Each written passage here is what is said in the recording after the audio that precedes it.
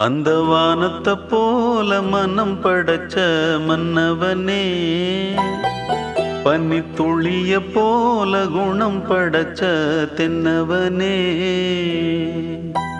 மஞ்சளிலே ஒரு நூலெடுத்து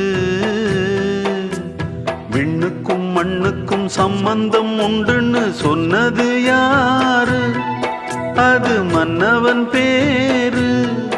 அந்த வானத்தை போல மனம் படைச்ச மன்னவனே, பனி துளிய போல குணம் படைச்ச தென்னவனே.